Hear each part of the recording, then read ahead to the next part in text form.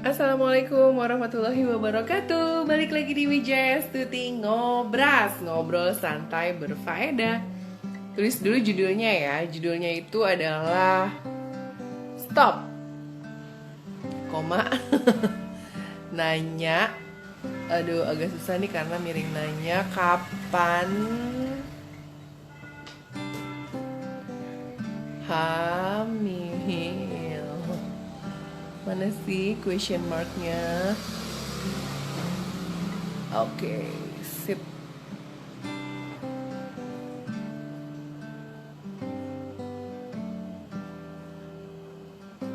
Oke, di episode Wijaya Stuti Ngobras yang ke-32 kali ini aku bakal ditemenin sama temen aku yang sama-sama jadi ketua di Orami Parenting. Dia adalah seorang bidan lulusan dari Poltekkes. Dan kita mau ngobrolin seputar kenapa sih kita nggak boleh nanya kenapa belum hamil. Tapi sebelum aku undang Mega Setiaraninya ini untuk join bareng sama kita, aku mau kasih tahu nih kalau Henna Hijab Collection sekarang ini punya koleksi terbaru. Jadi koleksi terbarunya nih yang kayak gini. Nah, ini simple banget, bisa dipakai seperti ini buat yang berhijab, atau untuk yang tidak berhijab bisa menggunakan yang tali seperti ini. Tuh, enak banget. Aku sengaja bikin yang kayak gini biar bisa napas dan semua wajah tercover dengan sangat baik. Aduh, jatuh nih sampai jilbabnya. Oke, untuk yang mau tahu tentang Henna Hijab Collection bisa lihat akunnya di Henna Hijab Collection atau di katalog Henna Hijab Collection ya.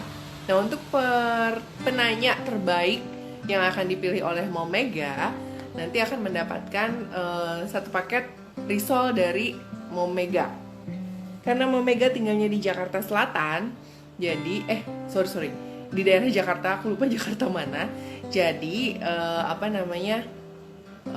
mungkin nanti bisa didiskusikan kalau ternyata yang mendapatkan pertanyaan terbaik adalah di luar dari Jakarta.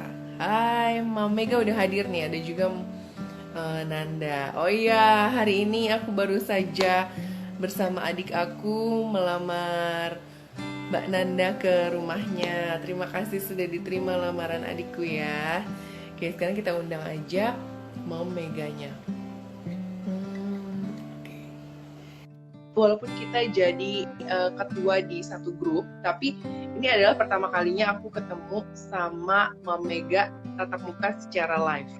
Halo. Jadi, halo, Mega bisa diputar gak jadi landscape? Landscape atau portrait ya? Landscape. Landscape ya. Ya, oke. Oh, ternyata ini yang selama ini komunikasi sama aku ya. Itu baru pertama kali ya, Mom ya. Ngobrol-ngobrol seru kayak gini ya. Betul. Oke, boleh nih. Sebelum kita lanjut untuk ngobrol 1 jam ke depan, boleh dong aku dikasih tahu latar belakang dari Mega Setiarani ini apa sih? Aduh, apa ya? Aku tuh ibu rumah tangga. Aku lulusan bidan di tahun 2014. Itu dari kampus Poltekkes Kemenkes Jakarta 1. Tahu nggak di mana? Wow, di mana tuh? Kenapa ada Kemenkes Jakarta 1? Nggak ngerti deh. Berarti ada Jakarta 2, Jakarta 3 gitu ya? Betul. Jadi ada Jakarta 1, Jakarta 2, Jakarta 3. Kalau Jakarta 1 itu di daerah Fatmawati. Oh gitu. Jadi masalah terkait wilayahnya aja ya? Betul. Kalau Jakarta 3 itu ada di RSCM, itu juga ada dekat-dekat situ ada. Oh, berarti nih kenapa letaknya dekat sama rumah sakit? Nanti berarti setelah lulus langsung ya? Langsung praktek atau gimana, Mom? Jadi dinasnya itu, jadi kita kalau setelah lulus sih bukan langsung kerja gitu ya, tapi kayak kuliah kerja praktek gitu, dinas itu selalu di rumah sakit yang berdampingan sama kampusnya. Wow, bener nggak nih kalau yang aku pernah dengar ya, katanya kalau yang namanya bidan itu baru bisa disebut bidan kalau atau lulus kalau dia udah bisa bantu 100 orang melahirkan, bener nggak? Iya, itu ada targetnya. Jadi Jadi, jadi kalau misalkan zaman kuliah itu dari kan bidan itu kuliah 3 tahun, jadi 6 semester kan. Nah, selama 6 semester itu di berarti semester masuknya D3 ya? Apa tahu ya gimana? D3. D3. Nah, selama 6 semester itu ada targetnya, target untuk bantu ibu hamil, jadi periksa kehamilan, terus pasang KB, melahirkan, bayi baru lahir, nifas, itu semuanya ada targetnya. Jadi kalau di total-total sampai lulus itu ya bisa 100. Oh gitu, aku pikir Gitu. beneran Ya. cuman melahirkannya aja tuh harus bisa membantu melahirkan 100 orang baru bisa diluluskan, enggak ya? Jadi itu bertahap sih, bukan dalam 1 semester harus 100 orang gitu, enggak, bertahap. Jadi dari semester 1 sampai semester 6.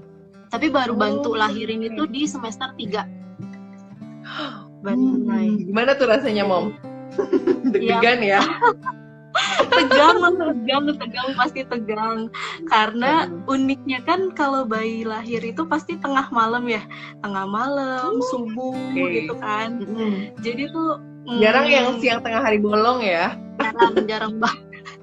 Kebanyakan malam, subuh tuh lahirnya. Terus?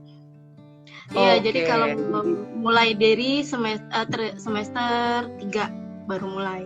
Nanti semester 4, semester 5, semester 6. Jadi 100 itu dibagi 4 semester. Oh gitu, ya oke. Jadi udah meluruskan ya, karena selama ini yang aku tahu ujian akhirnya adalah membantu 100 orang untuk melahirkan. Aku pikir kayak gitu, ternyata enggak ya. Jadi itulah makanya bidan juga dipercaya untuk kayak membantu melahirkan gitu ya, dan bisa buka praktek sendiri ya. Iya, okay. Tapi nggak habis lulus nggak bisa langsung buat praktek, harus ada pengalaman dulu tentunya. Oh gitu, jadi suatu tempat dulu baru bisa bantu melahirkan gitu ya.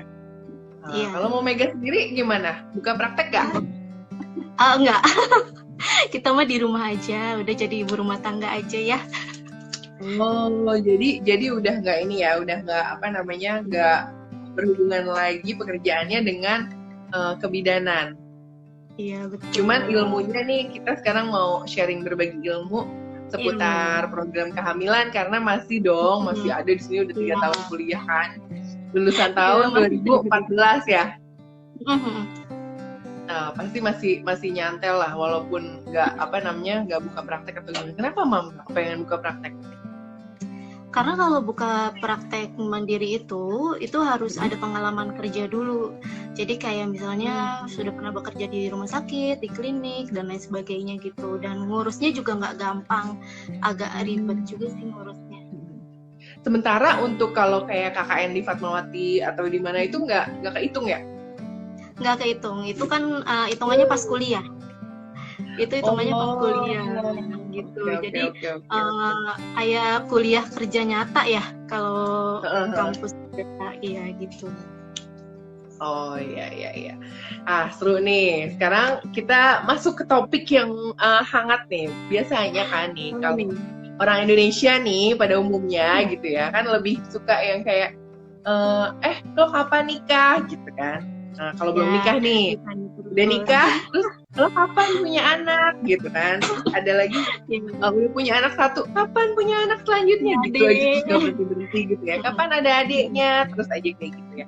Nah sebenarnya di judulnya kan aku tulis top nanya kapan hamil gitu kan. Jadi sebenarnya tuh memang untuk usia berapa tahun sih seseorang atau pasangan suami istri dikatakan harus melakukan program hamil dari sisi medis, at least setidaknya berobat ke dokter atau bertanya tentang siklus siklus reproduksinya dia atau sistem reproduksi dia apakah normal atau enggak. Ya silahkan bidan. Jadi sebenarnya pengertian infertilitas itu infertilitas kalau yang aku tahu ya menurut WHO kalau pasangan suami istri sudah melakukan hubungan intim secara rutin selama 1 tahun atau 12 bulan tapi belum juga kunjung mendapatkan kehamilan kayak gitu. Oh. Nah ya. Bukan jadi 6 kalau bulan ya? Enggak, kalau 6 bulan itu untuk usia di atas 35 tahun. Jadi kalau pasangan suami istri yang usianya sudah di atas 35 tahun, tapi belum juga dikasih keturunan selama 6 bulan, boleh langsung pengecekan ke dokter lebih lanjut gitu. Oke, tapi untuk usia di bawah itu dinilainya dari 1 tahun. 1 tahun. Nah, mungkin nih bagi para pasutri atau yang memang udah deg-degan, harap-harap cemas, kenapa gue belum hamil-hamil juga gitu kan, udah 6 bulan nih. Yang lainnya sementara ada juga kan yang langsung talk chair sebulan langsung udah hamil gitu kan, harus udah garis 2, ada juga yang cuma nunggu 2 bulan atau cuma seminggu karena pas lagi masa subur gitu kan. Itu apa sih step yang harus dilakuin pertama, Mam? Maksudnya apakah ngecek sendiri perempuannya nih, atau harus sama suami, atau terus apa aja sih yang harus dicek ya kalau kita datang ke dokter kan kadang suka bingung ya, blank, gue kemana ya, gue ngapain ya, iya nggak? Coba nih pertama kali apa yang harus dilakukan? Pertama kita harus tahu dulu ya, kalau penyebab infertilitas itu bukan cuma dari perempuannya, tapi bisa juga dari laki-laki, dan persentasenya itu sama. Jadi kalau infertilitas yang disebabkan oleh laki-laki itu persentasenya sekitar 30-40%. Infertilitas yang disebabkan oleh perempuan itu sekitar 40% juga. Jadi porsinya sama. Terus disebabkan oleh keduanya itu sekitar 20-30% gitu. Jadi bukan cuma perempuannya aja. Maksudnya mau mega jadi bisa jadi karena perempuannya, bisa jadi karena laki-lakinya, bisa jadi karena kedua-duanya. Betul. Terus nah, sebenarnya kalau misalkan yang harus diperiksa, kalau kata dokter aku lebih rekomendasi ke prianya dulu. Kenapa? Karena pemeriksaan pria itu lebih mudah dan juga relatif terjangkau harganya. Biasanya kan kalau misalkan baru pertama kali nih ke dokter, pasti kan selalu wanitanya yang diperiksa gitu kan. Padahal sebenarnya dan itu kayak udah apa sih, stigma ya. Maksudnya kalau kenapa-napa belum hamil selama bertahun-tahun gitu, nanti dia nih perempuannya yang gini. Padahal harusnya sebaiknya dulu dari laki-lakinya dulu. Dari laki-lakinya dulu, karena pemeriksaan laki-laki kan itu cuma analisa sperma gitu kan, dan itu harganya lebih terjangkau dan pemeriksaannya juga cukup 1 kali gitu. Jadi analisa sperma berapa tuh, Mam? Sekitar berapa? Kisaran berapa? Kalau untuk analisanya aja, cuma analisanya aja. Jadi kalau analisa itu kan jumlah, bentuk, gerak gitu kan. Itu analisanya aja mungkin di bawah 1 juta range harganya gitu. Tapi ada juga pemeriksaan untuk pria yang lebih lanjut, itu mungkin bisa di atas 1,5 juta gitu. Tapi kalau misalkan awal pemeriksaan itu biasanya rata-rata di bawah 1 juta untuk range harga analisa sperma. Nah, kalau sedangkan untuk perempuannya nih, ini banyak banget perempuan kan juga ada. Sebelum dilanjut nih, aku nggak pengen yang nanti denger tuh jadi lu gender nih, karena yang ngomong perempuan jadi laki-laki dulu yang harus diperiksa. Sebenarnya alasannya apa nih, selain dari biaya gitu loh? Kenapa harus laki-laki dulu? Nah, kenapa sih harus laki-laki? Kalau perempuan itu kan ada masa berhentinya ya, ada masa menstruasi gitu kan. Nah, terus juga nggak semua perempuan menstruasinya setiap bulan lancar. Ada juga yang berapa bulan sekali baru menstruasi gitu kan. Ada beberapa pemeriksaan yang hanya bisa dilakukan saat menstruasi atau lebih baik dilakukan saat menstruasi gitu. Jadi kenapa nggak prianya aja dulu yang diperiksa, karena kan pemeriksaan sekali. Cukup sekali, cuma ngeluarin periksa sperma, udah periksa spermanya sehat, baru nanti ke perempuannya. Perempuan diperiksa itu ada banyak, dari USG, ya kan? USG, mau USG di perut, USG transvaginal, hormonnya, dan lain-lainnya itu banyak. Iya. Gitu. Ya, jadi ini secara logik ya, bukan karena kita gender wanita jadi menyuruh untuk lebih baik pria terlebih dahulu yang mengetahui kualitas spermanya. Nah, Mm-mm. terus kalau kita ke dokter itu dokter SPOG juga kah atau Ya, beda untuk sama laki-lakinya? Oh, sebenarnya. nggak ke androlog atau apa? Ya, jadi sebenarnya dari SPOG dulu gitu. Jadi awalnya itu dari SPOG dulu. Nanti kalau dari SPOG ternyata dari hasil analisa spermanya ada masalah, baru dirujuk ke androlog atau urologi kayak gitu sih biasanya. Gitu. Tapi kalau misalkan dari hasil pemeriksaannya normal, dari analisa spermanya ya normal, dilanjut sama SPOG biasanya gitu. Oke, nah berarti udah mulai ada titik terang nih. Jadi kalau emang Dan, usia di bawah 35, jadi apa namanya, tahun dulu deh liatin. Jadi jangan benar. buru-buru, karena kan ada juga tuh yang baru 2 bulan tapi belum berhasil, udah yang hopeless, udah yang desperate gitu ya. Padahal kan jatahnya masih setahun, terus masih terus aja coba dulu dengan apa, hubungan intim yang reguler gitu ya. Nah, tapi kalau udah usia 35, 6 bulan pernikahan, udah langsung aware nih, kenapa nih gitu kan. Nah, sekarang nih, masalah yang biasanya ada nih Mam, apa aja nih? Nah, Untuk kalau apa dari sih perempuannya ya, kesuburan dari perempuan atau laki-laki? Oke. Kalau perempuan kan tadi diperiksa USG gitu kan. Nah, USG ini dilihat nih ada kista, ada miom atau enggak kayak gitu kan. Nah, kalau biasanya kalau perempuan itu hubungannya sama hormon. Karena kan kita menstruasi setiap bulan kan.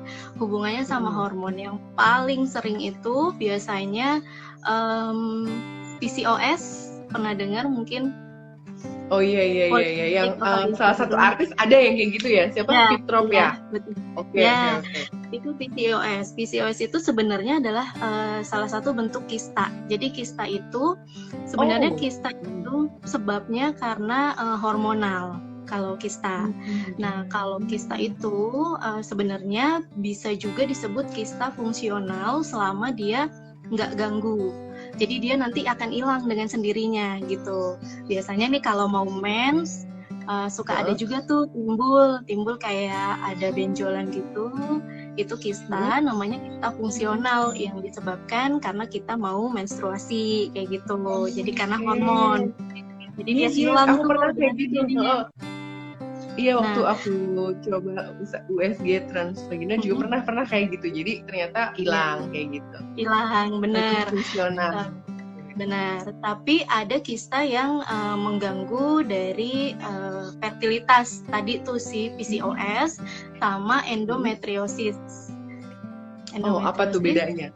Nah, kalau si PCOS itu kan jadi kista, tapi jumlah si sel telurnya itu banyak, jadi kecil-kecil gitu. Nanti pas di USG. Oh iya, kayak sarang laba-laba, semi kayak sarang laba-laba gitu ya? Kayak anggur, buah anggur, terus kayak sarang laba-laba kecil-kecil gitu banyak. Nah, kalau si endometriosis itu, jadi kalau orang normal tuh gini.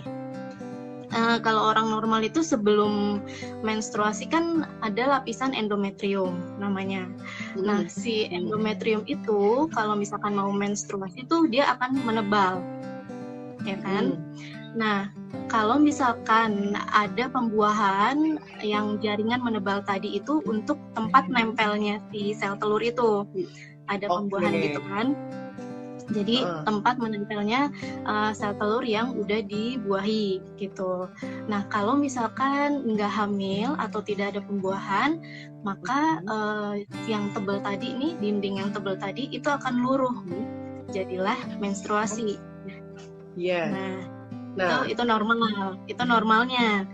Nah, kalau endometrium atau endometriosis penyakitnya, jadi ada jaringan di luar rahim yang ikut menebal, tapi dia nggak ikut meluruh. Seperti polip atau gimana, benar nggak? Iya, kurang lebih kayak gitu. Oke. Jadi rahimnya menyempit karena ada penebalan endometriumnya, gitu. Iya, jadi ada penebalan dinding pada saat menstruasi ya. Iya, betul kayak gitu. Jadi itu yang bisa mengganggu kesuburan juga atau mengganggu fertilitas.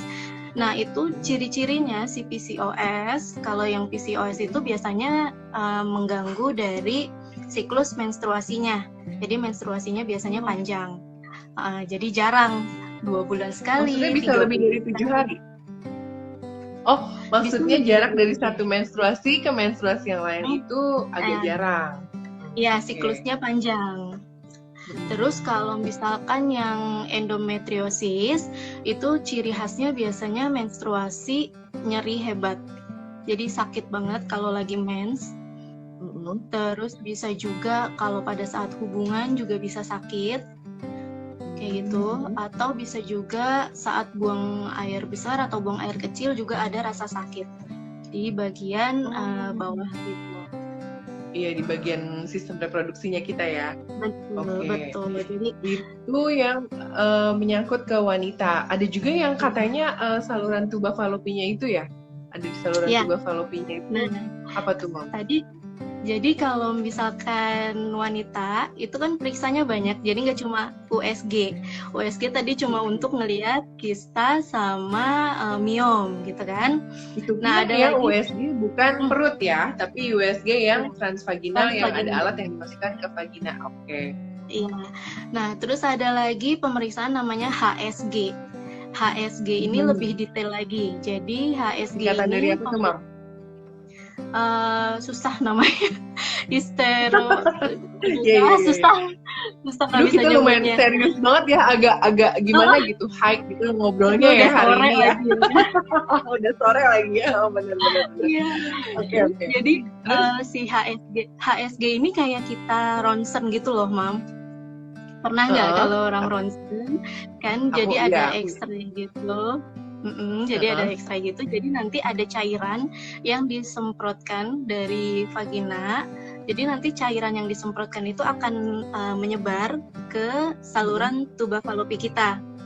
Nah, jadi nanti si cairan ini setelah menyebar ini kelihatan nih berhenti di mana cairannya gitu. Kalau misalkan ada hambatan di saluran tuba falopinya. Gitu. Kalau ada hambatan, cairan itu akan berhenti gitu. Tapi kalau nggak ada hambatan, cairan itu akan jalan terus sampai menuju ke rahim gitu. Ya, pemeriksaan perempuan agak itu ngeri ya, agak ngeri juga ya. Maksudnya Nggak cuman sekedar kayak laki-laki cuman analisis sperma selesai sekali doang. Kalau ini kayaknya beruntut ada, dan kalau misalnya udah 1 tahun katanya nggak berlaku lagi ya, Mom ya, HSG-nya ya. Dia harus diulang lagi ya. Diulang lagi, benar. Karena kan bisa juga yang tadi kalau perempuan itu selalu hubungannya sama hormonal gitu. Jadi sebaiknya memang diulang terus-menerus sampai dapat hasil yang diinginkan. Oke, ini ada lagi nggak kalau yang masalah kewanitaan dalam kesuburan? Sebenarnya banyak ya, ngomongin kayak gini tuh nggak cukup kayaknya waktunya 1 jam. Tapi maksudnya dari sistem reproduksinya perempuan paling masalah yang suka ada itu pada umumnya adalah tadi ya endometriosis, tadi miom, kista, miom. Itu bedanya apa sih kista, miom? Ya, kalau kista itu tadi hormonal ya. Kalau miom itu, jadi gini, miom itu ada jaringan yang kelebihan. Jadi jaringan berlebih, dia tumbuh di tumbuhnya itu bisa di dalam rahim, bisa di luar rahim, atau bisa juga di leher rahim. Gitu. Jadi ada jaringan yang tumbuh. Kalau misalkan kayak di tangan, misalkan di jari tengah gitu kan suka ada jaringan yang timbul tuh kayak gitu. Jadi by the way, Momega di situ ada gambar sistem reproduksi wanita nggak? Maksudnya biar ada gambaran kali apa sih rahim? Nggak ada lagi ya. Nggak ada persiapan. Kalau misalnya ada, jadi orang kebayang. Jadi kita emang gambarnya kalau di pelajaran biologi itu sama persis ya. Jadi yang bagian bawahnya itu tuh emang itu rahim yang menampung selama 9 bulan, dan itu yang ada endometriosis, miom itu di situ berarti ya? Iya, betul. Jadi kista, kalau gambar kan juga, kalau kista di ovariumnya ya, di yang sini ya? Bisa di sini. Ya kan di gambarnya kanan gini kan, kirinya ya. itu. Ya, Gini lah, ya oke. ya. Oke, jadi secara garis besar masalah di Mm-mm. kesuburan wanita itu. Untuk yang laki-laki secara garis Kalau besar apa? laki-laki biasanya ini sih dari masalah pada spermanya. Jadi kayak misalnya jumlahnya tidak sesuai atau kurang, terus gerakannya kayak gitu sih, Mam. Jadi macam-macam juga tuh nama-namanya. Ada azospermia, ada teratospermia, pokoknya banyak kayak gitu. Jadi itu biasanya dari sisi spermanya, dari jumlahnya, geraknya, terus juga dari bentuknya sperma itu gitu. Nah, itu Jadi biasanya faktornya juga bisa karena gaya hidup juga, kayak rokok, alkohol, kayak gitu sih. Itu juga bisa penyebab paling besarnya kayak gitu dari pola hidup. Oke, bener-bener ternyata emang nggak bisa dilihat dari satu sisi ya. Karena yang namanya Benar. menikah itu kan berarti pertemuan wanita dan laki-laki gitu ya. Jadi memang harus dicek dua-duanya gitu loh. Ya. Dan apa namanya, ya itu tadi waktunya dilihat 6 bulan atau 1 tahun. Kalau kasus yang emang langka tuh ada nggak sih, Mam? Maksudnya kadang tuh aku suka pernah dengar gitu. Si perempuan normal, si laki-lakinya normal, tapi belum hamil-hamil juga sampai bahkan bertahun-tahun. Ada teman aku sampai 7 tahun dia belum belum hamil-hamil juga. Itu kenapa ya? Takdir. Iya. Betul.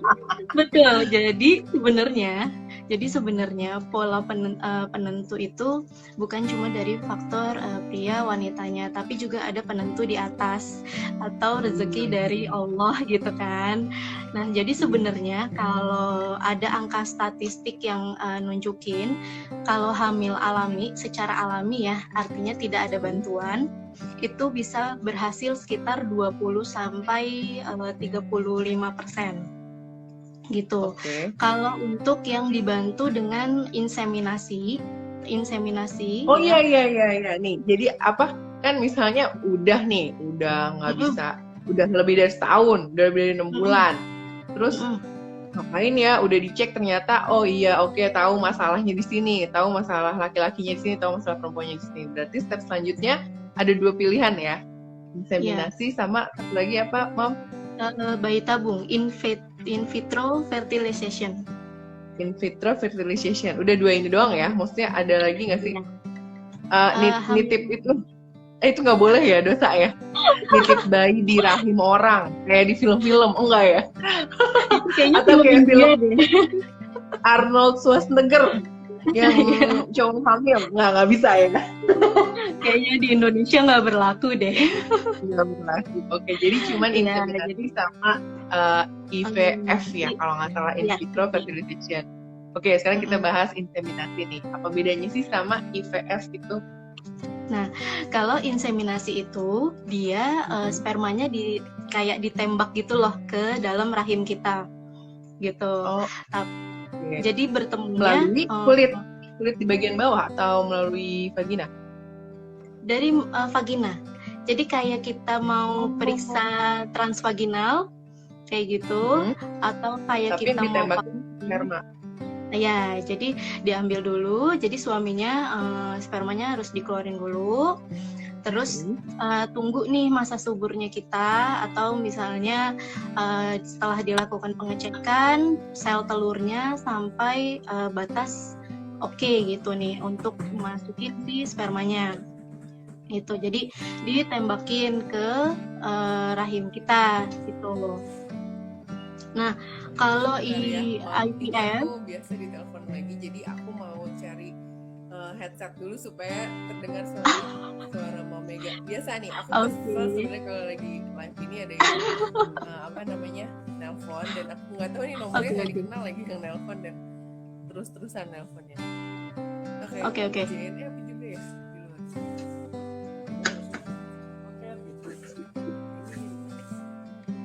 Jadi bentar ya, Mam. Oke.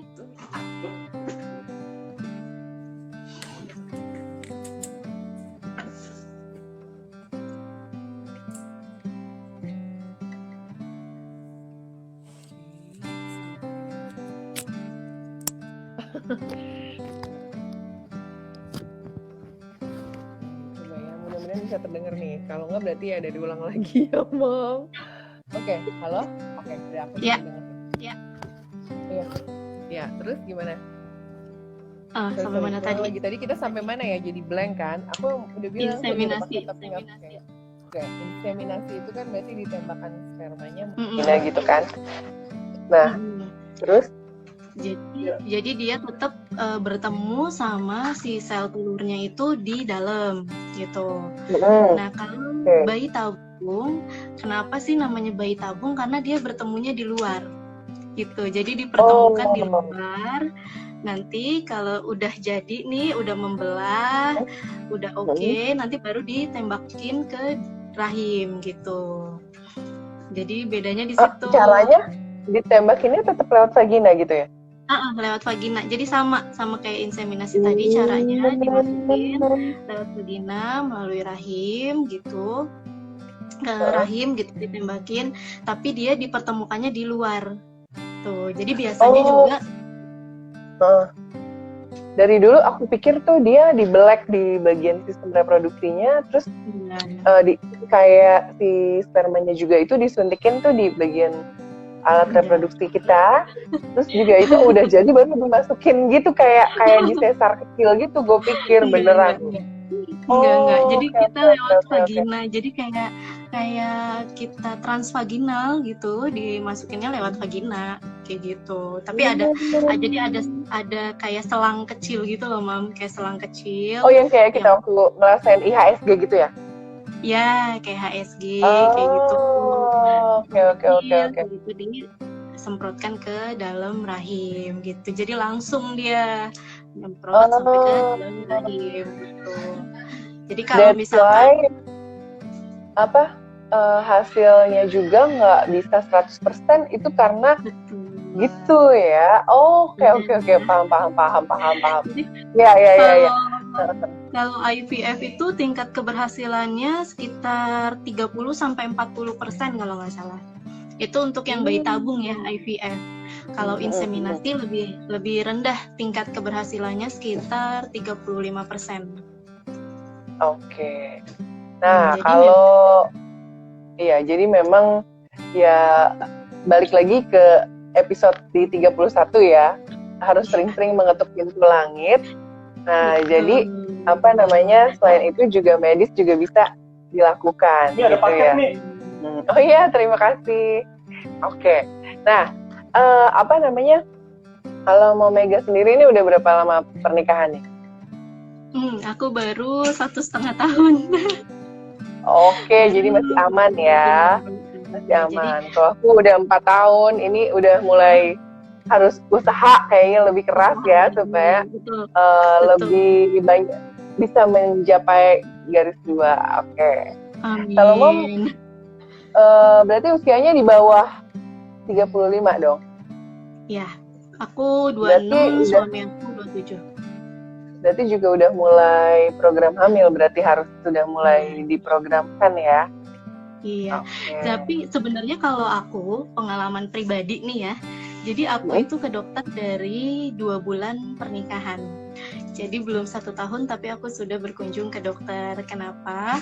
Karena aku ada keluhan. Nah, keluhan ini, jadi keluhannya itu memang terjadi sebelum aku menikah juga gitu. Dan ini sebabnya sih sebenarnya karena hormon. Jadi setelah diperiksa, ada Mbak Erina nih, temennya Mbak Mega. Hai, Erin. Nah, jadi pas diperiksa itu ada erosi serviks namanya, Mamisa. Pas diperiksa apa tuh? Erosi serviks itu aku baru tahu. Jadi ada sel yang keluar dari mulut rahim. Nah, itu tergerus gitu loh, Mam. Jadi kayak luruh gitu. Nah, gejalanya itu flek di luar siklus menstruasi gitu. Jadi kan ini mulut rahim nih, mulut rahim. Yes. Dia tuh ada sel-sel yang keluar. Jadi yang harusnya dia di dalam, tapi dia ada sel-sel kelenjar yang keluar. Kayak ambeien gitu ya? Tapi itu di sistem reproduksi. Oke, Sistem terus? reproduksi. Jadi kayak jadi ada yang keluar dan itu tergerus, kemudian gejalanya yaitu flek di luar siklus menstruasi. Nah itu sih sebabnya karena hormonal gitu. Dan itu bisa sembuh. Oke. Tuh, jadi Sekarang setelah udah itu ini nih, udah better. udah nggak pernah lagi karena udah pengobatan juga kemarin kan, pengobatannya sekitar 2 bulan 3 bulan karena untuk menghentikan perdarahannya itu kan. Jadi flek-flek terus tuh Mam. Jadi fleknya itu di luar siklus menstruasi. Misalnya kayak kita mens dari tanggal 1 sampai tanggal 7 gitu. Nah, terus ada flek itu misalkan kita ngeflek di tanggal 14. Jadi di antara siklus menstruasi gitu. Oh, iya. Berarti ini bisa juga buat teman-teman di luaran sana yang kalau tiba-tiba ngeflek di luar waktunya menstruasi harus diwaspadai juga ya berarti ya. Bener. Okay. Tapi mungkin bisa diobservasi dulu selama 3-4 kali siklus menstruasi gitu. Jadi 3 kali. Jadi jangan langsung panik ya. Bener, bisa jadi misalnya kayak kita terlalu stres, lagi banyak kerjaan, atau stres karena nggak keluar rumah, stres karena nggak keluar rumah. Tapi kalau mau mega mah kayaknya nggak stres deh, karena kan diisi aktivitasnya dengan bikin risol. Ini buat yang mau nanya-nanya juga ya, kalau ada pertanyaannya yang oke banget, bisa banget nih nanti dapat satu paket risol ya dari Mo Mega ya. By the way, kalau nggak salah Mam pernah keguguran atau gimana ya? Iya, benar. Aku keguguran di September 2019. Jadi sebabnya itu karena blight ovum. Blight ovum itu hamil kosong, Mam Nisa. Kenapa jadi, ya bisa kayak gitu? Nah, jadi kayak hamil tapi nggak ada isinya gitu? Iya, jadi kayak balon tapi nggak ada airnya, nggak ada dalamnya gitu. Jadi cuma angin gitu doang. Jadi itu sebabnya antara si sel sperma atau sel telurnya itu ada yang kurang sehat gitu. Jadi harus dicari tahu dulu sebabnya karena apa. Apakah dari si sel spermanya yang kurang sehat atau dari si sel telurnya yang kurang sehat. Itu sih memang banyak terjadi sih, Mam, di awal-awal kehamilan itu sering banget yang namanya blight ovum. Jadi memang banyak kejadian. Itu sampai berapa bulan, Mam? Itu berarti kan terjadi fertilisasi kan sebenarnya pada saat blighted ovum itu? Jadi ada pembuahan, terus juga pembuahannya berhasil gitu ya, menempel di rahim gitu. Tapi dia tidak berkembang menjadi janin. Jadi dia hanya berkembang sampai kantung kehamilannya aja. Gitu. Oh, tapi kosong. Kosong, nggak ada janinnya.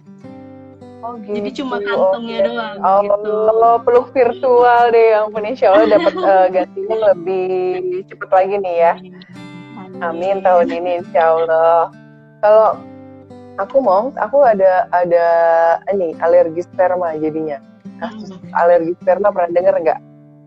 Iya, itu memang kalau alergi sperma itu sebenarnya kalau alergi sperma itu kasus yang cukup jarang ya.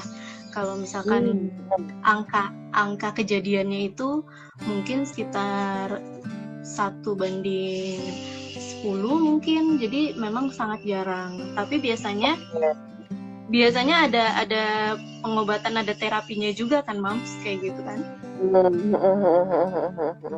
Iya. Memang sih kalau untuk yang alergi sperma itu memang langka ya, dan pada beberapa rumah sakit juga nggak memihak pada paham alergi sperma itu, karena menurut mereka memang sperma itu adalah benda asing yang masuk ke dalam tubuh manusia, jadi nggak ada kata alergi sperma. Jadi tiap rumah sakit beda-beda ya. Iya, betul. Dan penanganannya juga beda-beda. Kalau Mam sendiri, menurut Mam bener nggak sih ada alergi sperma itu atau nggak ada sih sebenarnya? Emang bener kamu pihak yang mana? Pro yang mana? Kalau aku sih bener, memang ada alergi sperma itu memang ada. Sama halnya kayak gini, kayak aku ini alergi sama obat penurun panas. Oh iya, kemarin sampai nggak berhenti batuknya ya. Oke, oke. Iya. Heeh. Nah, itu kan orang jarang dong pasti masa sih alergi obat penurun panas gitu kan. Nah, sedangkan Oke. aku mengalaminya gitu. Jadi memang benar adanya alergi sperma dan pasti juga ada terapi-terapi sama kayak kita alergi makanan, alergi obat gitu kan ada terapi-terapinya juga kan. Dan itu penanganannya biasanya setiap kasus beda-beda. Gitu. Ada kasus lain apa Mom yang Mom Mega tahu lagi dalam program kehamilan? Banyak sih ya. Kalau misalkan kasus itu apa ya? Kalau paling seringnya itu sih ya itu kista. Jadi banyak banget orang yang udah down duluan gitu. Aduh ada kista nih. Jangan-jangan gue nggak bisa hamil gitu. Padahal ada juga loh yang punya kista, punya miom, tapi dia bisa berhasil hamil alami. Gitu. Nah, jadi jangan putus asa ya. Benar, karena sebenarnya ya tadi untuk faktor keberhasilannya secara alami aja itu nggak sampai lebih dari 50%. Iya. Jadi ada campur tangan di atas gitu. Sama Besar menyambung episode sekali kemarin. ya. Iya. Jadi episode kemarin tuh bener, porsinya tuh 65% ya. Maksudnya bisa dibilang kayak gitu. Sementara untuk usaha kita 35%. Oh ya, kalau yang masa subur kayak gitu-gitu tuh ngitungnya gimana sih, Mam? Nah, itu agak susah sih kalau misalkan untuk menentukan masa subur. Jadi, bisa menentukan masa subur kalau siklus menstruasi kita ini benar-benar teratur. Jadi, kita lihat dulu nih selama paling enggak 6 kali menstruasi untuk bisa menentukan masa subur yang tepat gitu. Jadi biasanya masa subur kalau untuk siklus yang normal ya 28 hari itu biasanya di hari ke-14. Jadi misalnya kita menstruasi di hari tanggal 1, berarti masa suburnya adalah di tanggal 14. 14, ya. Otomatis kayak gitu. Jadi tinggal tambahin 14 hari ya. Ya, jadi itu untuk siklus yang normal ya. Sedangkan kita kan kadang-kadang menstruasi itu maju mundur gitu. Ya. Jadi kita harus cari tahu dulu siklus terpanjang kita berapa hari, siklus terpendek kita berapa hari gitu. Baru bisa dapat di situ masa suburnya. Yes, bener banget. Jadi emang kita nggak boleh ngejudge orang kenapa sih ini belum hamil-hamil, perempuannya kali atau laki-lakinya kali gitu ya, nggak bisa ya. Jadi better sih kalau emang udah bertahun-tahun belum hamil ya nggak usah tanya-tanya kapan hamil gitu. Pasti mereka juga punya track record yang mereka tuh nggak mungkin nggak usaha gitu ya untuk program kehamilan mereka. Nah, terus apa Mam? Gimana? Iya. Berarti kan ibaratnya mereka tuh sebenarnya udah usaha, cuman ya itu tadi beberapa step penyakit atau bukan penyakit ya, step kasus itu kan memang treatmentnya itu kalau di rumah sakit tuh nggak murah ya. Iya. Apalagi buat perempuan ya. Makanya kenapa disaranin prianya dulu, karena tadi kalau perempuan itu jauh lebih mahal untuk pemeriksaannya. Jadi kita harus benar-benar siapin selain dari mental, dari segi materi, ya kan, dari segi hati yang kuat gitu, kesabaran kita menghadapi di rumah sakit, pemeriksaan ini gitu. Jadi kita harus benar-benar siap lahir dan batin. Bener banget mau Mega, karena tuh ya emang yang aku tahu juga kalau apa sih namanya nggak ada yang murah. Jadi kayak transvaginal aja itu sekali datang kan bisa 3,5, belum check up dokternya, belum lagi obatnya atau suplemennya. Dan nanti datangnya tuh nggak cuma sekali, akan ada lagi. Jadi hebat sih kalau aku bilang kalau ada pasangan yang nggak putus asa dan rezekinya ada terus. Tapi kan nggak semua orang rezekinya nggak ada terus, rezekinya ada terus gitu kan. Jadi kadang ada saat dimana orang ngerasa udah hopeless deh, gue apa adanya, terserah Tuhan mau kasih kapan gitu. Akhirnya ya udah balik lagi ke mengetuk pintu langit yang di episode 31 itu. Tapi balik lagi ke masing-masing momsnya ya, maksudnya tadi Mom Mega juga udah kasih tahu di awal bener-bener tuh 6 bulan pertama kalau yang usianya masih di bawah 35, kalau usianya udah di atas 35, 1 tahun, kebalik aku ya, 1 tahun di usia yang di bawah 35, 6 bulan di usia yang 35 ke atas, itu harus bener-bener langsung check up ke dokter. Itu pokoknya nanti dokter akan ngarahin seperti apa, dan harus siap-siap money. Ya. Dan hati, jadi sebenarnya dan hati juga ya, karena belum tentu juga berhasil ya nggak sih, Mam? betul. Bisa jadi udah ngeluarin puluhan juta nggak jadi. Benar. Kalau kegagalan itu sebenarnya ada 4 ya, ada beberapa faktor yang bisa menyebabkan kegagalan dalam kehamilan. Jadi dari faktor sel telurnya, dari faktor sel telur atau si sel sperma yang kurang berkualitas gitu. Nah itu bisa ditemuin pada saat pemeriksaan tadi dari USG, analisa sperma, terus juga cek hormon dan lain-lain itu. Terus bisa juga sebenarnya dua-duanya sehat nih, tapi dia nggak ketemu. Jadi ada si sel sperma sama sel telurnya ini nggak ketemu karena tadi ada sumbatan di tuba falopinya ternyata. Baru atau bentuk rahimnya yang berbeda ya, bisa nggak? Benar. Bentuk rahim yang terbalik. Nah, kalau bentuk rahim terbalik itu sebenarnya masih bisa hamil kok, masih bisa hamil alami. Itu ada beberapa caranya kayak misalkan posisi dalam berhubungannya, kayak gitu. Terus juga penetrasinya bagaimana, itu ada teknis-teknis khususnya untuk yang rahim terbalik gitu. Bentuknya tuh gimana sih, Mam? Kalau terbalik kan, kalau normal kan gini kan. Nah, kalau terbalik tuh gitu. Aduh, aku nggak ada gambarnya lagi.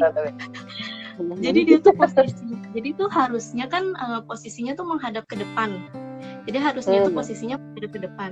Tapi dia tuh menghadap ke belakang, gitu loh, Mam. Apanya? Si rahimnya. Rahimnya. Jadi kayak kan aslinya kan gini ya. Aslinya kan gini. Nah, mungkin dia jadi gitu harusnya ke depan. Jadi harusnya madepnya ke depan. Aku nggak ada gambarnya lagi. Bingung nih ngejelasinnya. Pokoknya harusnya madepnya ke depan, tapi dia madepnya ke belakang, jadi ke arah anus gitu. Jadi harusnya ke arah depan, tapi dia ke belakang, ke arah anus gitu. Paham. Tapi itu masih bisa hamil alami kok. Ya caranya tadi kayak posisi dalam hubungannya, penetrasinya kayak gitu. Jadi nanti biasanya itu ketahuan pada saat hasil dari USG transvaginal. Oh ternyata posisi rahimnya nih yang terbalik gitu. Terus bisa juga karena dia ada pembuahan tapi tidak terjadi pembelahan. Kayak tadi tuh yang hamil kosong. Oke. Ya, kayak gitu. Terus bisa juga ada pembuahan, ada pembelahan, tapi dia tidak menempel di rahim. Jadi dia nempelnya malah di saluran tubanya. Nah itu namanya kehamilan ektopik. Hamil anggur.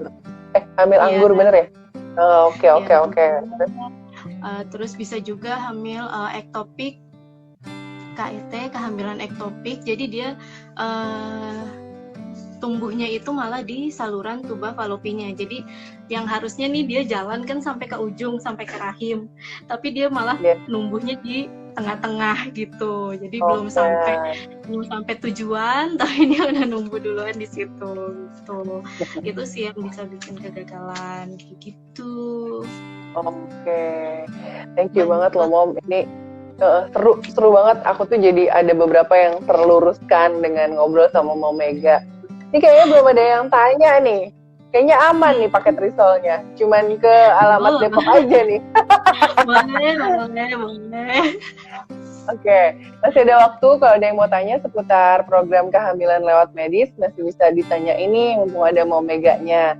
Sambil nunggu 1 menit pertanyaan dari teman-teman yang mau nanya soal tentang medis, aku mau kasih tahu nih, kan hormonal itu kan ada kaitannya dengan olahraga ya, Mam ya? Betul. Dan pola makan kan? Iya. Jadi kalau jadi cewek mager ya hormonnya juga jadi mager, oh enggak ya? Jadi gini. Apa Jadi sih? sebenarnya untuk memperbaiki kualitas hormon itu kuncinya cuma satu, pola hidup sehat. Udah itu doang sebenarnya. Jadi pola Salah hidup satunya sehat olahraga dan makan yang benar gitu ya. Benar. Jadi pola hidup sehat ya benar-benar sehat, olahraga, terus kita nggak makan junk food, terus juga makanan yang terlalu manis ya, kayak kopi-kopian, boba-bobaan, itu mungkin boleh dikurangin ya, karena itu bisa mempengaruhi hormon. Terus juga stres, jauhkan diri dari stres, karena stres juga bisa mempengaruhi hormon. Kayak kita stres, nggak keluar-keluar rumah ya, nggak bisa ke mall karena lagi pandemi. Curcol dari tadi nih. Tapi bisa kan keluar untuk pengiriman barang? Oh bisa dong, tentu itu ada alasan tersendiri. Dan juga kalau lagi program hamil kayak gini sih kita harus enjoy ya, enjoy untuk menikmati prosesnya. Karena kalau kita nggak enjoy, kita beban gitu menghadapi proses ini. Aduh mahal banget ya obatnya, aduh ini ya, aduh itu ya. Aduh sakit gitu ya. Ya jadinya kan jadi kepikiran juga kan, stres gitu. Terus juga pengaruhnya ke hormon, lagi-lagi hormon, apalagi perempuan ya, apa-apa dipikir. Yes, bener. Kelihatannya emang bahagia, happy gitu. Padahal di sini tuh semua berkutat. Aduh, gimana caranya supaya bisa gini? Gimana caranya supaya bisa mempertahankan keuangan sampai akhir bulan, misalnya gitu ya kan? Iya. Oke, thank you banget ya mau Mega ya. Udah banyak yang diluruskan, kayaknya masih belum ada yang mau tanya nih teman-teman. Mungkin udah sangat jelas apa yang dijelasin sama Mau Mega ya. Dan karena tadi menurut Mau Mega adalah untuk mengatur hormonal ini adalah pola hidup sehat, salah satunya olahraga. Minggu depan, episode di Wijaya Stuti Ngobras ke-33, kita mau ngobrolin yoga fertilitas. Jadi kita mau praktek yoga fertilitas insya Allah di hari Sabtu yang di jam yang sama, jam 1 atau jam 5. Kita lihat aja nanti kira-kira waktu yang tepat jam berapa nanti aku kabarin. Thank you banget ya Mau Mega ya.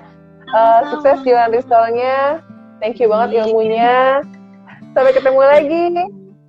Make up your mind, fix your thought. Assalamualaikum warahmatullahi wabarakatuh.